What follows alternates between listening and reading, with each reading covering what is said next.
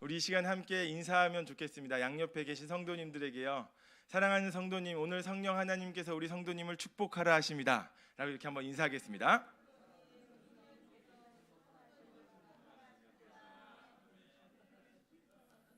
네. 오늘 우리 성령 하나님께서 우리 성도님들의 삶을 구석구석 잘 아시고 또한 주께서 축복하여 주실 줄 믿습니다. 저는 오늘 우리 성도님들과 함께 데살로니가 후서 3장 가장 마지막 부분을 함께 말씀으로 나누고자 합니다. 특별히 오늘 제목으로는 포기하지 마세요라는 제목입니다. 너무 뻔한 제목이라 우리가 어떠한 내용인지 다 유추 가능하다고 생각하지만 그럼에도 불구하고 오늘 성령 하나님께서 특별히 우리의 삶에 있어서 구석구석 어떻게 만지시는지 함께 확인해 보길 원합니다. 우리는 행복을 위해 열심히 달려갑니다. 여러분들, 우리 성도님들도 오늘 행복을 위해서 열심히 또 일하고 오셨죠. 그러다 지칠 때면 포기하지 말라고, 용기를 내라고, 힘을 내라고 격려하며 다시금 행복을 위해 달려가라고 말합니다. 우리는 이것을 노래로 부르기도 하고요, 또한 조언을 듣기도 하고요, 또 이곳에 나와서 말씀으로 듣기도 하죠. 그래서 우리는 여전히 행복을 위해 포기하지 않고 달려갑니다. 지금도 또 내일도 우리는 행복을 위해 열심히 달려가겠죠. 그래서 우리는 한 가지 소원하는 바가 있다면 쨍하고 해뜰 날이 내일 떠오르길 고대한다는 겁니다. 그러나 우리가 모두 잘 아는 것처럼 오늘이라는 삶이 그렇게 녹록지만은 않는 것 같습니다. 그래서 우리가 우리 주 하나님을 붙잡지 않으면 오늘이라도 당장 우리의 삶을 놓아버리고 싶고, 우리가 주께 의지하지 않으면 오늘이라도 당장 우리의 삶을 포기하고 싶기 때문에 몸이 조금 지친다 하여도, 오늘 좀 피곤하여서 일찍 잠에 들고 싶다 하여도 오늘 이 수요일 저녁에 이 자리에 모인 것 아니겠습니까? 우리 주님을 의지하기 위해서요. 근데 문제는 바로 여기에서부터 출발한다고 할 수 있습니다. 오늘 우리와 함께 숨쉬며 살아가는 사람들, 즉 우리가 주를 믿는다 하지만 저 밖에서 주를 모르고 사는 사람들과 밤낮 우리 주 하나님께 부르짖는 우리가 포기하지 않으려고 하는 것, 바로 그 이 두 가지의 차이가 어디에 있냐는 겁니다. 밖에서 열심히 살아가는 사람들과 오늘 또한 우리가 주를 안다고 하는 우리들이 그토록 추구하고 포기하지 않으려고 붙잡는 것의 차이점이 어디에 있냐는 거죠. 그들도 행복과 성취를 위해 포기하지 않고 달려가고 있고, 우리도 또한 행복과 성취를 위해서 포기하지 않고 달려가고 있으니 그들과 우리의 차이가 도대체 무엇이냐는 겁니다. 우리는 세상 가운데 분리된 자로 결코 살아가고 있지 않습니다. 우리는 그냥 세상과 동떨어진 존재로 살아가는 공동체가 아닙니다. 우리는 이 땅 가운데 임한 하나님의 나라의 성도로서 우리 주 예수께 부름받아 그 부름받은 목적을 따라서 복음의 빚진 자로 살아갑니다. 우리 여기 모인 우리들은 모두 다 할 것 없이 복음의 빚진 자라는 것입니다. 그러므로 세상 사람들과 우리와의 차이점이 있다고 한다면, 우리가 결코 포기하지 말아야 하는 것이 있다면 전폭적으로 우리의 생각과 삶의 변화의 전환으로 말미암아서 우리가 예수의 제자로서 작은 예수가 되는 것, 이것을 우리가 결코 포기하지 말아야 할 것입니다. 뿐만 아니라 우리가 하나님의 사랑을 위해 하나님의 나라를 다스리는 삶을 살기를 결코 포기하지 않는 것이 바로 저들과 우리의 차이 아니겠습니까? 사랑하는 성도 여러분, 오늘 우리가 데살로니가 교회를 향하여 사도 바울이 말씀하는 것을 통해서 성령 하나님께서 오늘 우리에게 어떠한 말씀을 하시는지 귀를 기울이길 원합니다. 그래서 우리가 결코 포기하지 않아야 할 것들을 붙잡고 우리가 얼굴과 얼굴을 마주보며 우리 주님을 만날 그날까지 의왕 우리 교회라는 곳에서 주께서 우리에게 허락하신 이 아름다운 공동체에서 서로를 격려하며 지치지 않고 또 포기하지 않고 낙심하지 않은 채로 우리가 더욱더 주를 향하여 거룩한 성도로서 제자가 되기를 간절히 소망합니다. 데살로니가 교회는 우리가 잘 아는 것처럼 짧은 기간 동안 믿음과 사랑이 성장한 교회입니다. 그래서 바울 사도는 데살로니가 교회를 향하여서 믿음이 풍성하고 사랑이 아무래도 풍성하다고 말을 합니다. 믿음이 거대한 거목과 같이 자란 곳이 데살로니가 교회요, 사랑이 홍수와도 같이 편만하게 퍼진 곳이 바로 데살로니가 교회라고 말을 합니다. 그러나 이렇게 칭찬받는 교회임에도 불구하고 우리가 잘 아는 것처럼 데살로니가 교회는 이제 막 태어난 지 얼마 안 된 어린 교회입니다. 그렇기 때문에 이 어린 교회는 믿음과 사랑이 그만큼 풍성하게 자랐음에도 불구하고 그들에게 있어서 한 가지 문제점이 있었는데 그것은 바로 분열의 위기가 있었다는 겁니다. 데살로니가 사람들이 같은 복음을 들었지만 그들이 같은 복음을 전해 들었지만 전혀 상반된 반응이 오늘 저와 우리 성도님들이 읽었던 본문에서 나타나고 있는 것입니다. 열심히 일하는 사람들과 빈둥거리는 사람들이 교회 안에 공존하면서 지금 문제를 일으키고 있는 것입니다. 그래서 바울은 6절에서 교회의 공동체가 어떠한 곳인지를 다시 한번 더 재천명하며 말하고 있습니다. 성도는 예수 그리스도를 주로 믿는 믿음 위에 믿음의 지식과 삶의 행동이 결코 분리되지 않습니다. 믿음으로 말미암아 하나님의 말씀에 우리가 지적으로 동의를 했다면 우리의 삶의 모습과 행동 또한 신속하게 변화하고 전환된 사람이 바로 저와 여러분, 바로 성도라는 것입니다. 그러므로 교회는 이렇게 지적으로 주의 말씀을 동의하는 것뿐만 아니라 그의 삶에 있어서도 전폭적으로 그의 삶의 태도를 180도 완전히 바꾼 사람들이 곧 교회라는 이름으로 모여서 거룩함으로 세상에서 구별되어 예수 그리스도를 세상에 나타냅니다. 그래서 바울은 교회가 말뿐인 게으른 자들과 그들이 바울에게서 받은 전통대로 행하지 않는 자들을 교회로부터 떠나보내고 피하라고 말하고 있는 것입니다. 교회는 그렇게 게으른 자들과 또 전통을 따르지 않고 있는 자들이 공존하며 있을 곳이 아니라는 겁니다. 어중이 떠중이 모인 곳이 교회가 아니라요.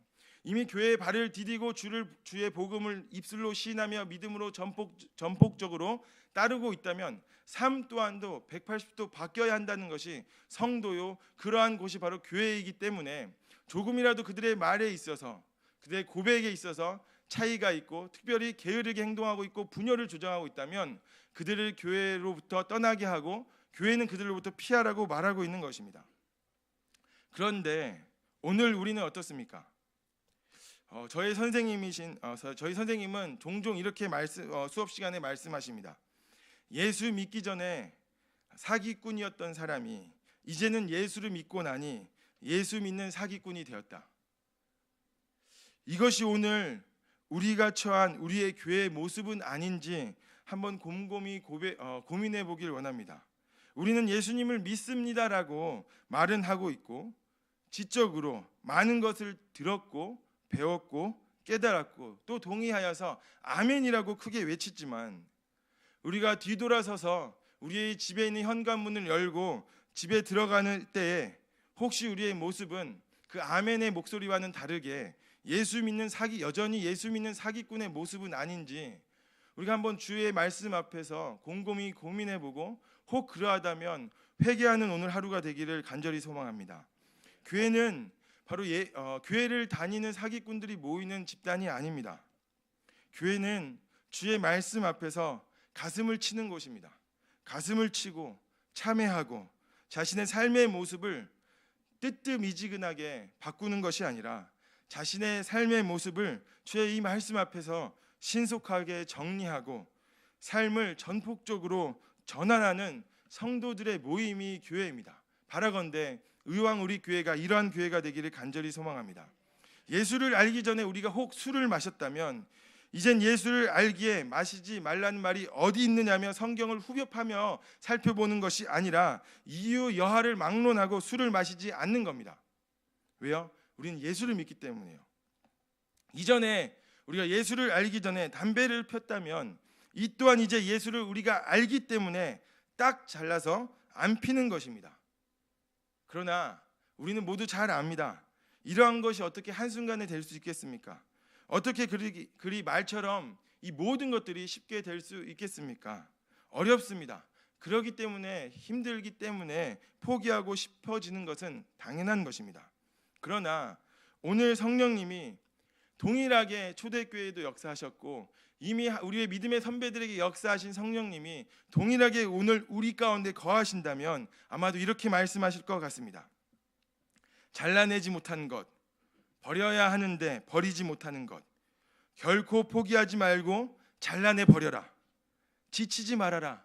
낙심하지 말아라. 오늘 실패했다고, 내가 도전했으나 오늘 실패했다고 슬퍼하지 말아라. 낙심하지 말고 다시 일어서서 잘라내 버려라. 오늘도 임마누엘 되시는 우리 주님께서 우리와 함께 거하고 계시니 성령 하나님은 우리의 가슴을 치며 이렇게 고함치시고 계십니다. 바울은 7절에서부터 10절에서 게으르게 행하지 말 것과 자기의 일을 함으로 아무에게도 패끼치지 말 것을 그냥 말뿐이 아니라 몸소 몸으로 가르쳐 주었다고 말하고 있습니다.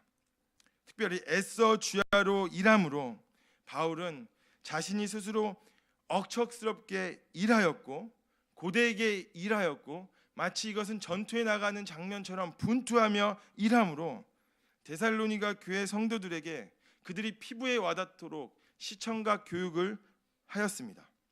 또한 누구든지 일하기 싫어하거든 먹지도 말게 하라 라며 데살로니가 교회 성도들에게 한 번뿐이 아니라 여러 번 그들의 귀에 못이 박히도록 명령하였습니다.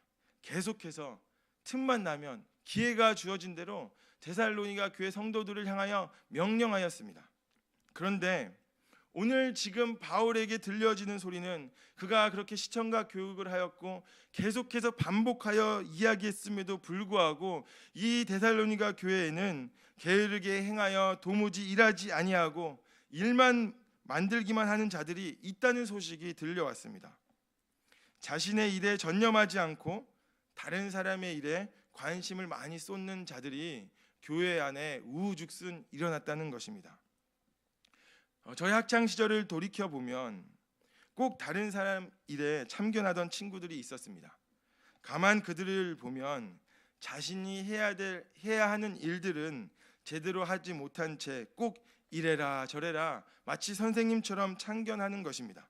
그럴 때면 저는 그 친구에게 한마디로 딱 잘라 말았습니다. 너나 잘하세요.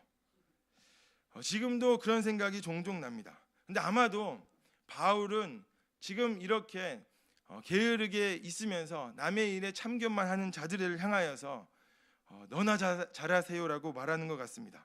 아마 이 정도까지는 아니겠지만 조용히 일하며 자기 양식을 먹으라 이 말이 너나 잘하세요 아닐까요? 라고 말하며 쓸데없이 남의 일에 참견하지 말고 자기 일에 충실하게 하라고 다시 한 번 더 강력하게 명령하고 있습니다.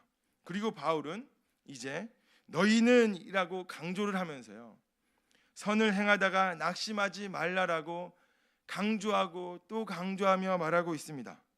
지치지 말고 포기하지 말고 지쳐서 털썩 주저앉지 말라는 것입니다.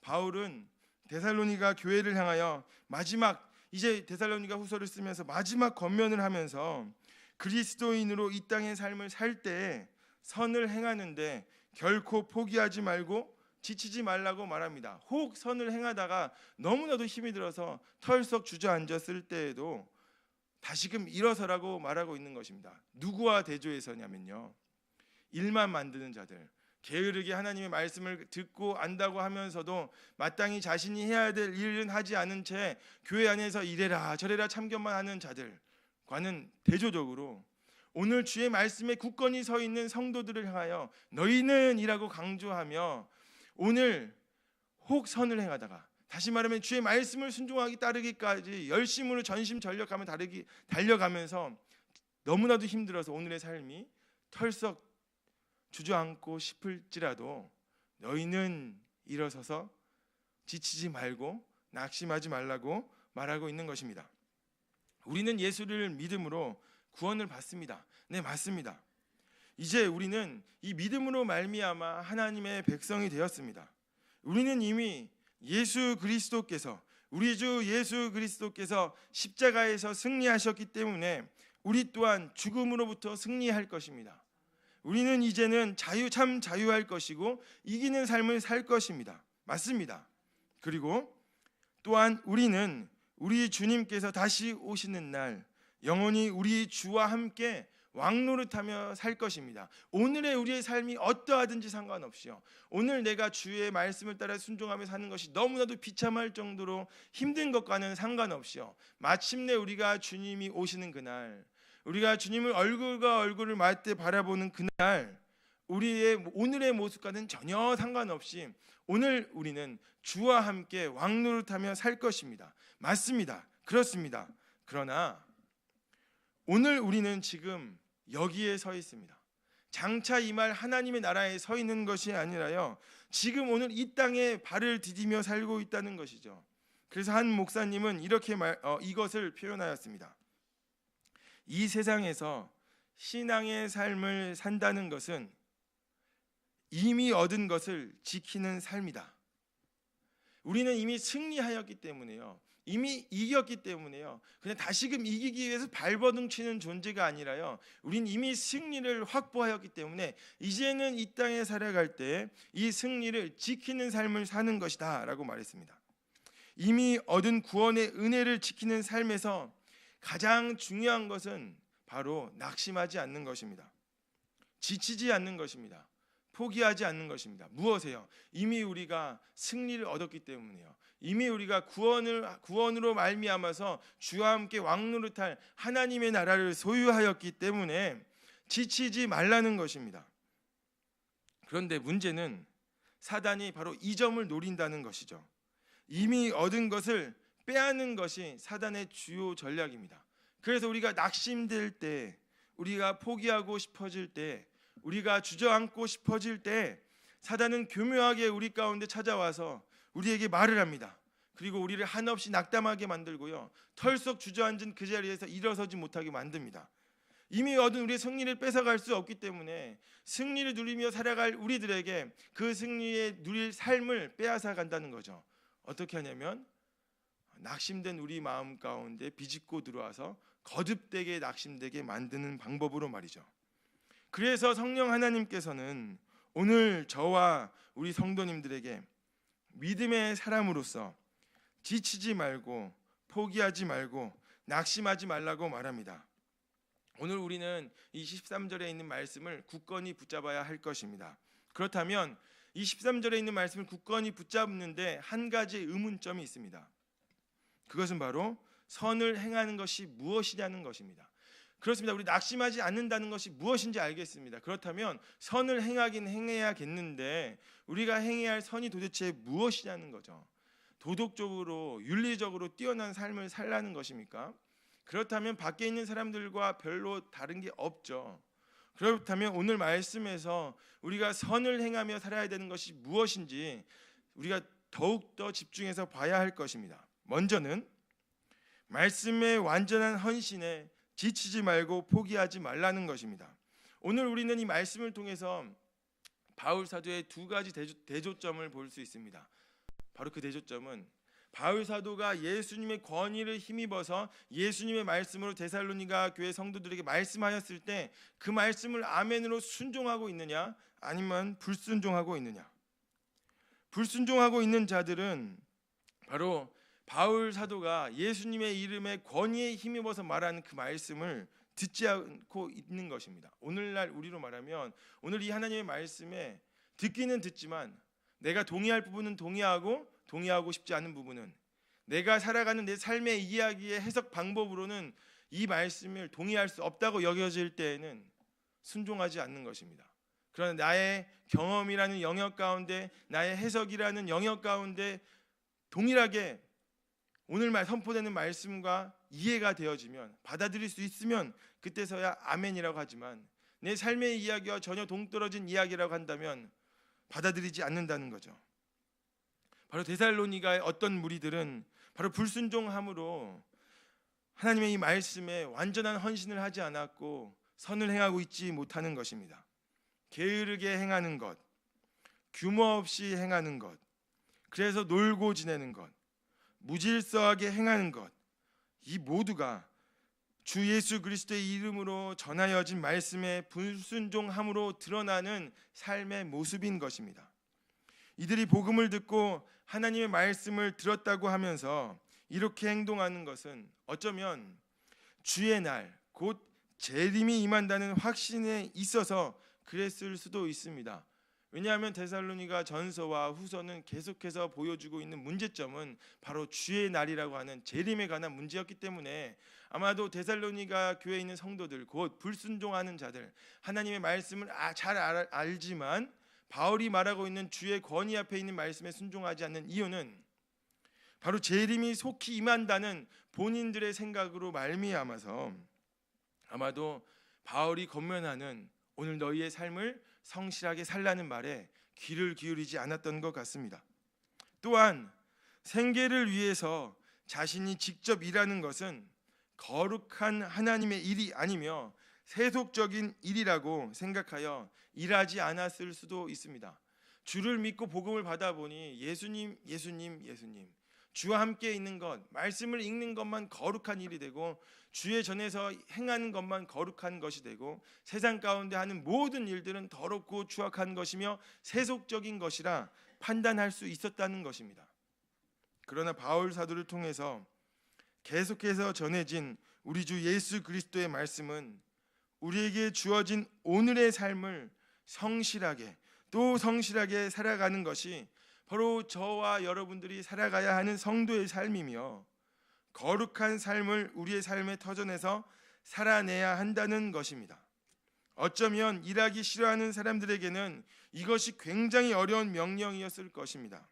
반면에 이들에게는 일상을 버려두고 세상에서 주의 자녀로 거룩함을 나타내며 고군분투하는 삶을 버려버리고 다른 사람들의 일을 참견하며 주의 재림을 스스로 확신한다며 자신은 아무것도 하지 않은 채 말씀을 가지고 다른 성도들을 향하여 이래라 저래라 간섭하면서 자신은 도무지 아무것도 하려 하지 않고 있는 것, 이것이 더 쉬우면서 더 고상해 보이고 말씀에 순종하는 것이라 여겼을지 모릅니다.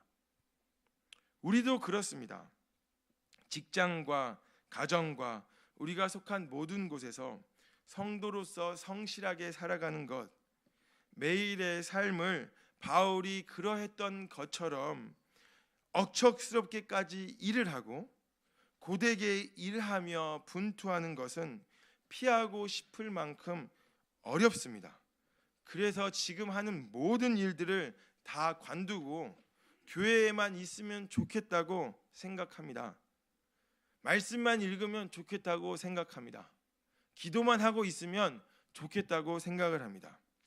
그것을 우리는 아주 좋은 미사역으로 표현을 하는데 요즘 굉장히 좋은 말, 이 핑계거리가 생겼죠. 이 핑계거리는 바로 내려놓는다는 말입니다. 저는 도대체 사람들이 말하는 내려놓는다는 말이 무슨 의미인지 모르겠습니다. 도대체 뭘 내려놓겠다는 건지, 뭐가 그렇게 내려놓을 것이 많다는 건지 도무지 모르겠습니다. 제 삶을 돌이켜보면 내려놓을 것이 하나도 없습니다. 다 주를 위하여서 열심히 달려가야 할 것들 투성인데 도대체 뭘 내려놓겠다는 것인지, 아주 좋은 포장할 수 있는 이 말로 자신의 일상의 삶, 곧 예수를 믿는 믿음으로 성실하게 살아가야 하는 이 삶을 다 내려놓고 말씀만 의지하겠다는 미사역으로, 그 핑계거리로 덮어버립니다. 또 이렇게 말을 합니다. 이곳은 기독교적인 기업이 아니라며 사직서를 내야겠다고 말을 합니다. 그리고 기독교적인 마인드로, 기독교적인 회사로 그곳을 찾아가서 내가 이력서를 넣고 취업을 하고 그 직장을 다님으로 말미암아서 내가 신앙생활을 자유롭게 할 수 있는 곳을 찾아야겠다며 오늘 주께서 우리에게 보내주신 삶의 현장을 내려놓는다는 말로 발로 걷어차 버립니다. 이 핑계는 바로 나는 더 쉬운 길로 가겠다는 생각입니다. 복음은 내가 지적으로 동의하며 받아들이겠는데 복음에 합당한 삶을 살아가지 않고 그냥 내가 편하고 쉽게 살아가겠다는 핑계거리에 불과하다는 것입니다. 또한 자신의 신앙을 더 자랑하고 증거할 수 있으니 자신의 신앙을 고상하게 여기고 거룩하게 생각하기 쉬운 것입니다. 어떠한 자들이요? 자신의 일상의 삶은 벗어던진 채 말씀만 붙잡는다고 하고 기도만 한다고 하고 도무지 주께서 맡겨놓으신 오늘의 삶을 벗어던지는 자들, 오늘 말씀으로 말하면 게으른 자들, 그리고 교회 가운데서 열심히 고군분투하고 있는 성도들을 향하여서 그렇게 살면 안 돼. 그건 잘못된 거야. 당장 그 회사에서 나와. 쓸데없이 참견하는 게으른 자들. 오늘 바울이 그토록 경멸하는 자들인 것입니다. 그러나 오늘 우리에게 말씀하시는 말씀에 대한 온전한 헌신은 성도로서 거룩한 삶을 성실하게 삶의 터전에서 살아내는 것입니다. 그런데 이것은 도무지 쉽지가 않습니다. 우리가 살아가는 세상에서 구별되고 거룩한 삶을 성도로서 일상의 삶 속에서 그것도 성실하게 살아간다는 것은 정말이지 어렵습니다. 그러나 어려움과 온갖 배신을 당하고 내 자신이 한없이 무력하게 보이고 내가 세상과 부딪혀 보니 나는 아무것도 아니라 여겨지고 악한 자들이 나는 거룩하게 살아가는데 악한 자들이 잘 사는 것처럼 아니 잘 살아가는 모습이 보여질 때에 뿐만 아니라 내 속에서 세상을 향한 욕망이 그 욕망의 욕심이 계속 올라와서 나를 뒤흔든다 할지라도 저와 여러분들은 하나님의 백성이요 성도로서 거룩한 삶을 성실하게 우리의 삶의 터전에서 살아내야 하는 것입니다. 아니 살아내야 한다고 결코 포기하지 않아야 된다고 또 결심하고 결심해야 할 것입니다. 왜냐하면 오늘도 성령 하나님께서 지쳐있는 우리들에게 세상 가운데 부딪혀봤더니 달걀로 바위 치는 것 같다고 스스로 낮고 천하게 여긴 그때에 성령 하나님께서 저와 오늘 우리 성도님들에게 포기하지 말라고 낙심하지 말라고 오늘 주저앉은 그곳에서 너희들의 어그러진 다리로 하여금 다시금 내가 새 힘을 줄 터이니 일어서라고 말씀하고 있기에 오늘 성도님들과 저는 다시금 허리를 추스리고 일어서야 하는 것입니다. 사랑하는 성도님, 우리가 이러한 삶을 살아내는데 우리 함께 결코 무너지지 않고 포기하지 않고 지치지 않기를 간곡히 부탁드립니다. 두 번째로는 사랑하는 데 있어서 지치지 말고 포기하지 말라는 것입니다. 선을 행하는 것은 곧 사랑함을 지치지 말고 포기하지 말라는 것입니다. 14절과 15절의 말씀을 보면 14절에서는 불순종하는 자들과 도무지 사귀지 말라고 바울 사도께서 강력하게 말하고 있습니다. 이 불순종하는 자들과 섞이지 말라는 것입니다. 그들과 함께 관련되지도 말라는 것입니다. 이 말은 데살로니가전서 5장 9절에서 동일하게 쓰이는데 그곳에서 사귀지 말라는 말이 누구와 함께 사귀지 말라고 말을 하고 있냐면 음행하고 있고 부정한 자들, 우상 숭배하는 자들, 술 취한 자들, 바로 이러한 자들과 같은 죄를 지은 형제들과 사귀지 말고 그들과 함께 섞이지도 말고 그들과 관련되지도 말라고 말하는 겁니다. 바로 이렇게 강력한 말로써 바울은 데살로니가 교회 성도들에게 게으름으로 불순종하는 자들과 사귀지 말라고 말하고 있는 것입니다. 여기까지만 보면 바울 사도께서는 교회에서 그들을 징계함으로 잘라내라는 것으로 보입니다. 그런데 15절에 있는 말씀을 보면 바로 그러나라는 말로 하고 계시는데 그리고라는 말로 봐도 됩니다. 바로 15절에 있는 말씀을 볼 때 우리는 공동체에서 제외시키려는 의도가 전혀 없고 오히려 공동체 안으로 회복되어 돌아오기를 간절히 원하고 있음을 알 수 있습니다. 다시 말하면 14절과 15절은 우리가 함께 읽음으로써 바울 사도의 그 마음을 확인할 수 있는 것은 강력한 징계로 포장된 심히 깊은 사랑이 담겨져 있는 것입니다. 누구를 향해서요? 그렇게 게으른 자들 또한도 하루속히 주의 사랑으로 말미암아 돌아올 수 있기까지 내가 사랑으로 품으리라라는 것입니다. 이것은 우리에게 아무리 상처가 되고 실망을 하고 배신의 순간이 와도 하나님께서 우리에게 함께 울고 함께 웃게 하신 사람들을 사랑함에 있어서 성도들을 사랑함에 있어서 결코 지치거나 포기하지 말라는 것입니다. 그냥 그들을 단순히 잘라내 버림으로 그치지 말라는 것입니다.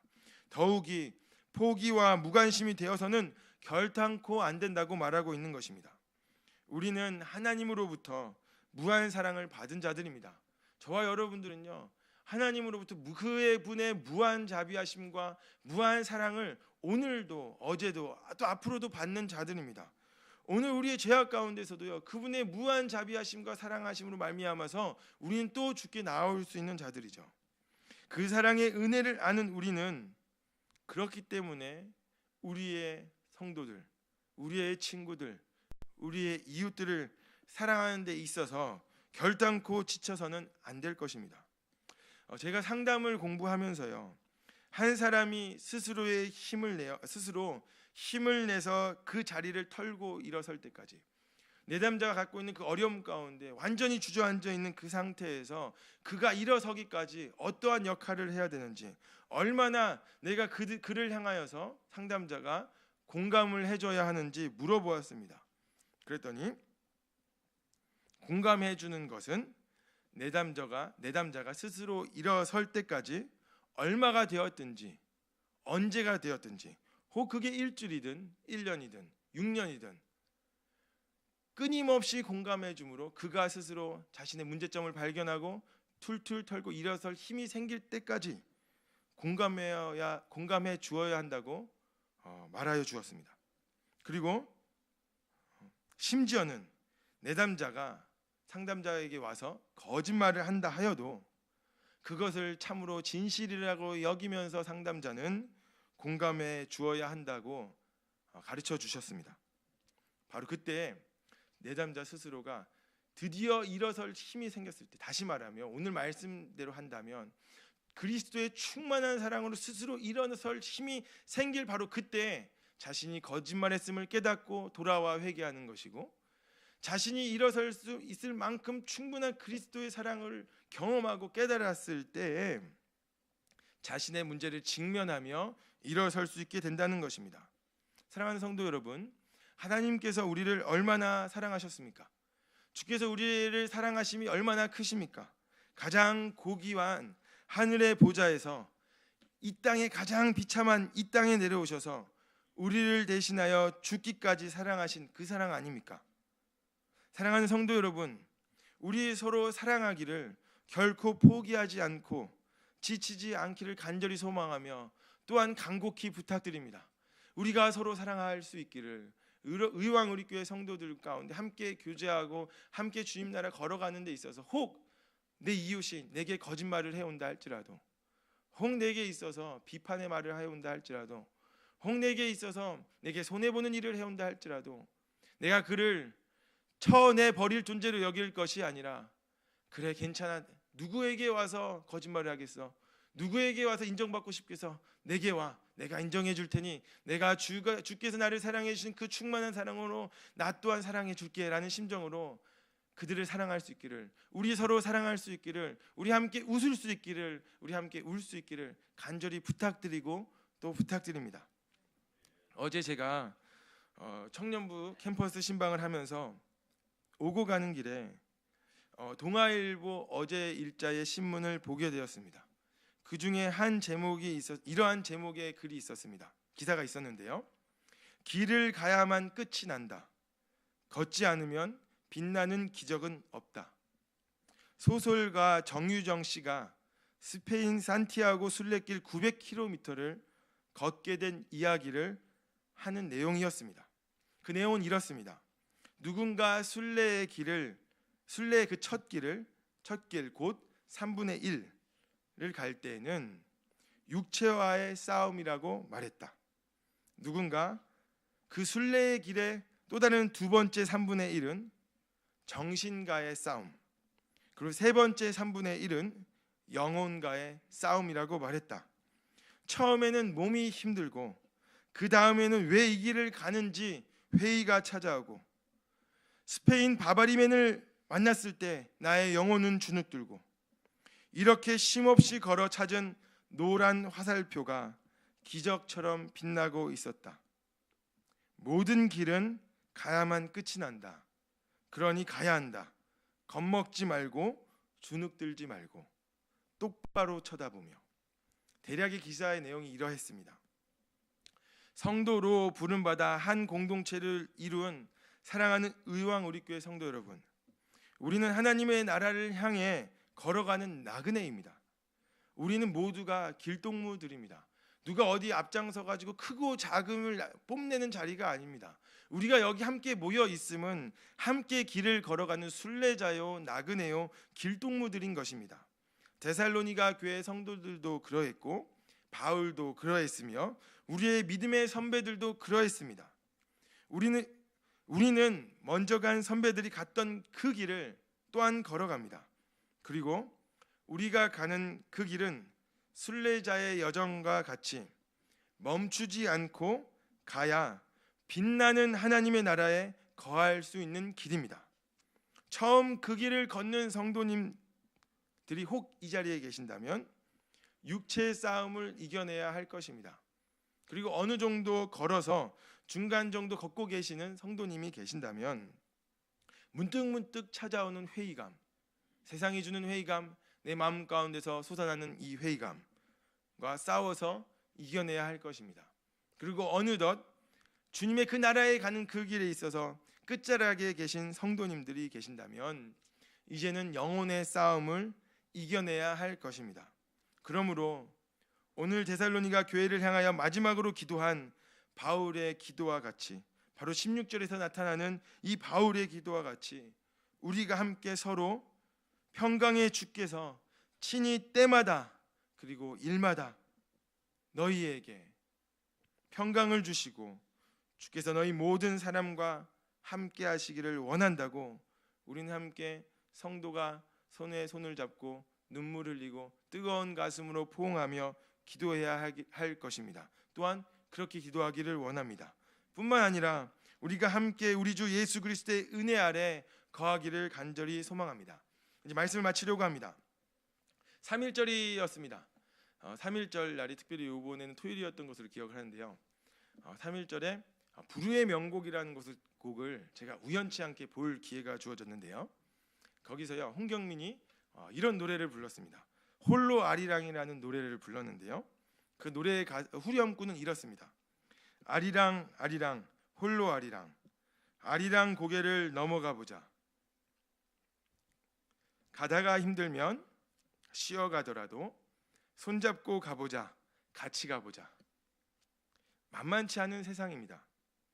험한 세상 함께 결단하고 기도하며 우리의 생명이 다하는 그날까지 우리 주님을 찬양하며 걸어가기를 소망합니다.